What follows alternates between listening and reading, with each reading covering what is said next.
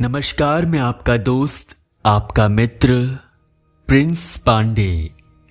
सर्वप्रथम पूज्यपाद सद्गुरुदेव डॉक्टर नारायण दत्त श्री माली जी, जिन्हें लोग योगीराज परमहंस निखिलेश्वरानंद जी के नाम से भी जानते हैं, उनके श्री चरणों में हम सभी का कोटि कोटि वंदन प्रणाम स्वीकार हो एवं उनके प्रति हमारा प्रेम, हमारी श्रद्धा, हमारा समर्पण सदैव अगाध रूप से व्याप्त रहे, यही उनके श्री चरणों में प्रार्थना है, तहे दिल से गुजारिश है।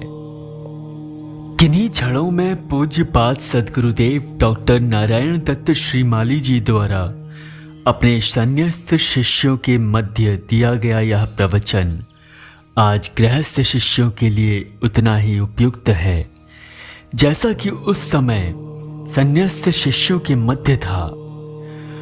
उस समय सिद्धाश्रम में पूज्यपाद सद्गुरुदेव जी की अनुपस्थिति जो सन्यासी शिष्यों को खल रही थी, वैसा ही कटु अनुभव आज गृहस्थ शिष्यों को हो रहा है जब सद्गुरुदेव सिद्धाश्रम गमन कर चुके हैं।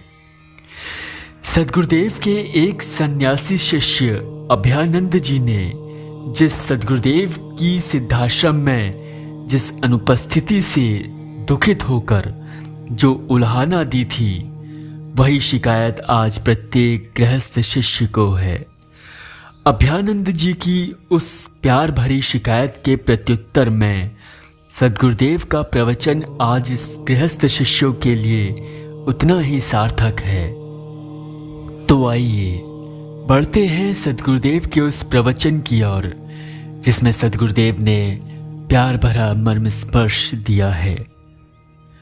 एक लंबा समय बीत गया है तुम सभी के बीच बैठे हुए, उचित है तुम्हारी मुझसे शिकायत, पर कहाँ भुला ही सका हूं तुम सभी को किसी भी पल में, पर फिर भी तुम्हारा अधिकार है। अभयानंद की शिकायत में उल्हाना छिपी है और उस उल्हाना से भी ज्यादा उसके हृदय का प्रेम, उसकी बेचैनी, उसकी तड़फ छिपी है। पर क्या मैं जानता नहीं हूं इसे? इसी से तो कहा था कि तुम्हारे द्वारा शिकायत करने की कोई आवश्यकता नहीं थी, पर यह तो तुम सभी के और मेरे बीच चलता ही रहेगा, चलता भी रहना चाहिए, चलता रहे ऐसा ही मैं चाहता भी हूं, क्योंकि तब मुझे पुनः पुनः संतुष्टि हो जाती है कि मेरी अनुपस्थिति में भी तुम सही ढंग से उसी दिशा में गतिशील हो जिस दिशा की ओर संकेत करके मैं गृहस्थ जीवन में गया था, जिसमें मुझे अपने गुरुदेव की आज्ञा से जाने को विवश होना पड़ा था। यह मेरी चेतना नहीं थी कि मैं स्वयं तुम सभी को इस प्रकार से छोड़ कर जाऊं, किंतु याद रखना, जीवन में गुरु की आज्ञा ही सर्वोपरि होती है।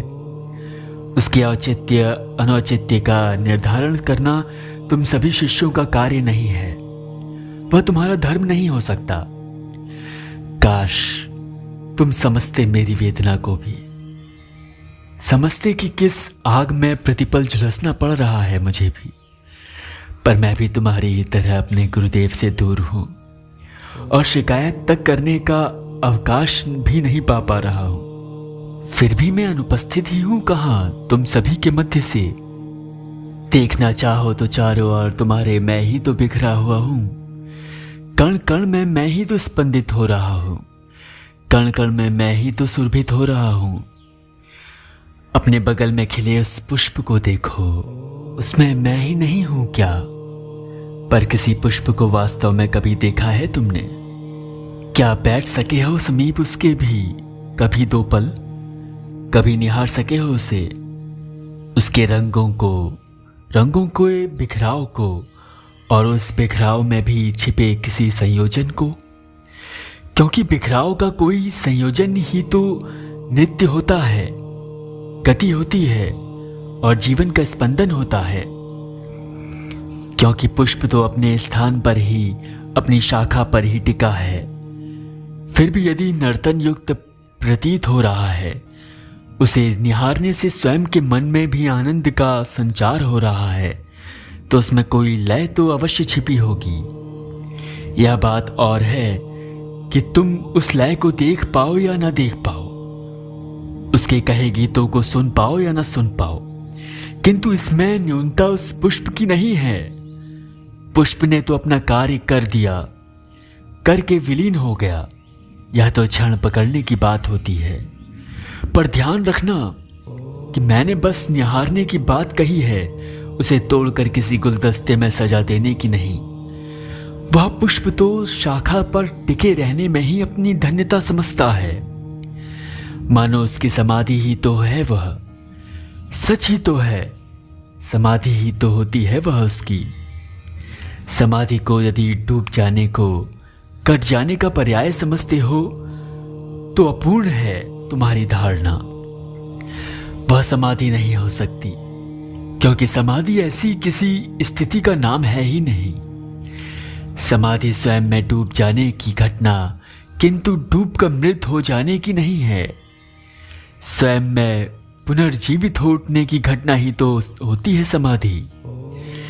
देखो, कभी किसी पुष्प के पटलों को देखो, उनके विन्यास को देखो, उनके श्रृंगार को देखो, देखो उनकी आत्ममुग्धता को, देखो उनकी अहमन्यता को।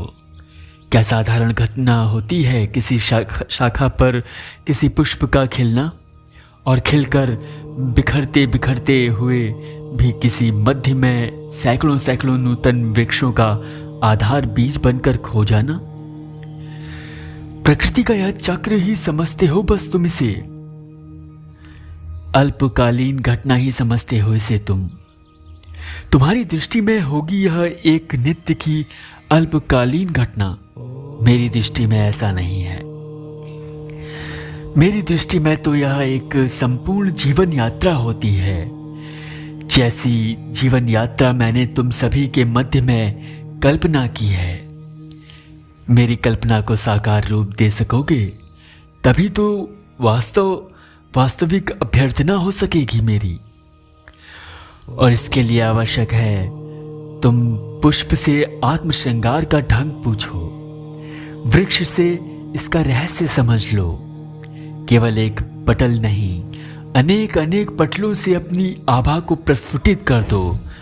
अनेक अनेक पटलों को विस्तारित करते हुए अपने मध्य केसर तंतुओं के माध्यम से सुगंध का विस्तार कर दो, क्योंकि वहां से जो कुछ भी तुम विस्तारित करोगे वह मैं ही तो होऊंगा। अंतःस्थल में मैं ही तो तुम्हारे सदा सर्वदा से था। तुमने परिचय अभी प्राप्त करना प्रारंभ किया है। डूब जाओ अब इस परिचय को प्राप्त करके, आत्ममुग्ध हो जाओ पुष्प की तरह। यह संपूर्ण साधना है, यही संपूर्ण जीवन की प्राप्ति की क्रिया व रहस्य भी है। मैं तुम्हें यही कला सिखा रहा हूं, आत्ममुग्ध होने की कला सिखा रहा हूं। आत्ममुग्ध हुए नहीं कि शेष सब कुछ विस्मृत हो जाएगा स्वतः ही। एक अनोखी खुमारी छा जाएगी तुम्हारे तन मन पर, और उस खुमारी के मध्य जो अस्पष्ट सा झलक रहा होगा, मैं वही हूं। मधु तो मैं ही हूं। तुम तो बस लोभी भंवरे बन जाओ। रस कलश के रूप में मैं ही उपस्थित हूं तुम्हारे मध्य, तुम्हें प्रेम की मदिरा पिलाने के लिए। फिर चिंता किस बात की है तुम्हें? देखो, कभी किसी सिद्धहस्त मद्यप को देखो। यद्यपि मैं उपमा देना नहीं चाहता था, क्योंकि मैं बात करूंगा उस मद्य की और तुम भावार्थ करोगे शराब की। लेकिन जो बात मुझे कहनी है वह तो मैं अपने ढंग से ही कहूंगा, क्योंकि तुम सभी मेरे शिष्य हो, मेरे ही प्राणों के अंश हो। तुम्हारी चेतना में मेरी ही चेतना है। तो मैं कह रहा था कि देखो वत्स, किसी मद्यप को देखो, देखो उसकी भाव भंगिमाओं को, निहारो उसकी चाल को, और सच कहूं तो सराह लो उसकी क्षमता को भी, कि पी तो रखी है उसने कंठ तक, लेकिन पग हैं कि लड़खड़ा नहीं रहे हैं। जीवा है तो कहीं हड़बड़ा नहीं रही है, मानो अचेतन होते होते वह पता नहीं किस चेतना में चला गया हो। वह तो अब आंखें होती हैं कि सुर्ख उठती हैं, रह रहकर खुलती हैं और रह रहकर बंद भी हो जाती हैं, मानो वह बांटना भी चाह रहा हो और बचाना भी चाह रहा हो। मैंने इसी रूप की मदिरा में तुम सभी को देखना चाहा है, स्वयं अपनी ही मस्ती के, स्वयं अपने ही स्वरूप की मदिरा पिलाकर मदमस्त कर देना चाहा है। समाधि को पूर्ण चैतन्यता से समझाना चाहा है तुम्हें, जड़ समाधि से अलग ले जाना चाहा है। और इसी कारणवश मैंने तुमको बुलाया है प्रकृति के मध्य। इसी कारणवश तुमसे सीखने को कहा है प्रकृति को निहारने की कला। पूरी की पूरी मदमस्त ही तो है यह प्रकृति। मदमस्त ना होती तो एक शाखा से बंद कर भी क्यों झूम रहा होता पुष्प, क्यों तटों से बंधी हुई भी रहकर इठला रही होती नदी, क्यों नर्तन कर रहे होते जड़ कहे जाने वाले वृक्ष। किंतु प्रकृति को निहारने की बात कहने का तात्पर्य केवल इतना ही है, प्रकृति का संपूर्ण परिवेश ही तुम्हारे भीतर समाया हुआ है, जिसका परिचय तुम बाह्य रूप से प्रकृति के इन उपादानों को निहार कर के प्राप्त कर सकोगे। यही मेरा तुमसे पुष्प या प्रकृति को निहारने की बात कहने का तात्पर्य है कि उसे निहारोगे तो मानो स्वयं को ही निहारोगे, स्वयं का ही परिचय प्राप्त कर लोगे, अपने ही आत्म से परिचित हो जाओगे तुम। अपने आप से परिचय पाना, अपने आप का अध्ययन कर लेना ही तो आध्यात्म का अर्थ है। किंतु तुम्हारे पोते तुमको नहीं बता सकते, वह मैं बता सकता हूं। ज्यादा से ज्यादा वे ग्रंथ नेति नेति कहकर मौन हो जाएंगे, लेकिन अध्यात्म ना तो नेति नेति है और ना ही नेति द्योति।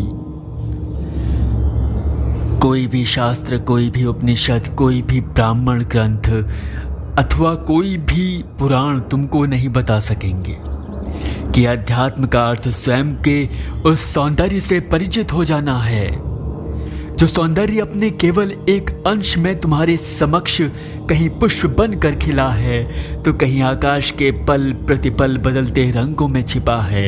एक आकाश तो तुम्हारे भी भीतर है वत्स, जाना नहीं से तुमने। वहीं तो भादों के घने मेघों की तरह तैर रही हैं उनकी साधना सिद्धियां। बरस उठेगी तुम्हारे जीवन में जब संयोग हो जाएगा उनका परस्पर। क्यों व्यथित हो रहे हो इतने? अभी तो तुम बस पुष्प को निहारो, मेरी कई बातों को ध्यान में रख कर निहारो। अभी तुम्हारे लिए इतना ही पर्याय है और इतना ही पर्याप्त होगा। फिर तो मैं तुम्हें प्रकृति के एक एक उपादान का अर्थ बस बताता ही नहीं, उसे तुम्हारे अंदर पूर्ण रूप से जीवित और जागृत भी कर दूंगा, क्योंकि है अभी चांद बाकी और बाकी है शराब और बाकी मेरे तेरे दरमियां सैकड़ों हिसाब। जय निखिलेश्वर।